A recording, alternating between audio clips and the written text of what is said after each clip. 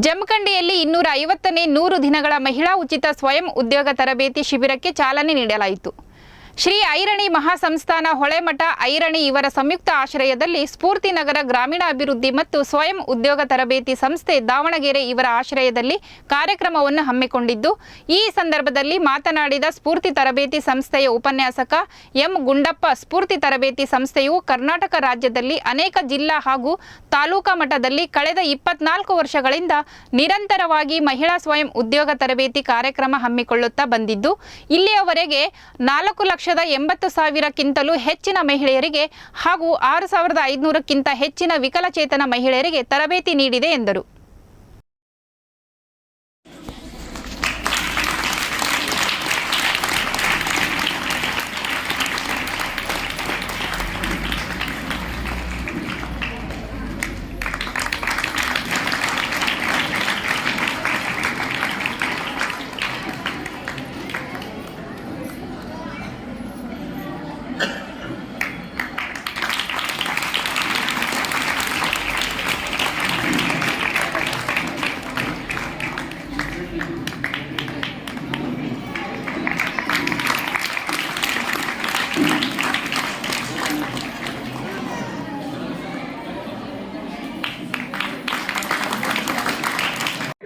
ನನ್ನ ಹೆಸರು ಎಂ ಗುಡ್ಡಪ್ಪ ಅಂತೇಳಿ.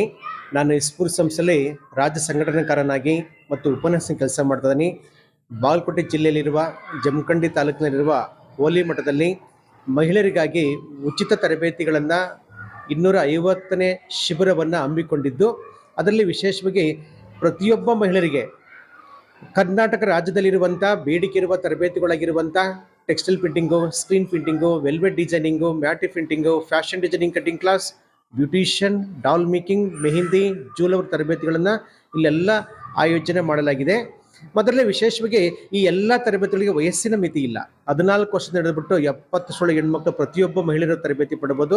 ತರಬೇತಿಗಳು ಅಷ್ಟೇ ಕೊಡ್ತಾ ಇಲ್ಲ, ನಿಮಗೆ ಜೀವನದ ಮೌಲ್ಯಗಳ ಬಗ್ಗೆ ತರಬೇತಿನ ಬಹಳಷ್ಟು ಸವಿಸ್ತರವಾಗಿ ತರಬೇತಿ ಕೊಡುವಂಥ ನುರಿತ ಉಪನ್ಯಾಸಕರನ್ನು ತರಬೇತಿ ನೀಡ್ತಾ ಇದ್ದೇವೆ. ಅದರಲ್ಲಿ ವಿಶೇಷವಾಗಿ ಎಲ್ಲ ಮಹಿಳೆಯರಿಂದನೇ ಇಲ್ಲಿ 400 ಜನ ತರಬೇತಿ ಪಡ್ಕೊಳ್ತಿದ್ದಾರೆ. ಮನೆಯಲ್ಲೇ ಭೋಜನ ಮಾಡ್ಕೊಂಡ್ಬಿಟ್ಟು ಸವಿ ಭೋಜನ ಕಾರ್ಯಕ್ರಮ ಇವತ್ತು ಹಮ್ಮಿಕೊಂಡಿದ್ದೇವೆ.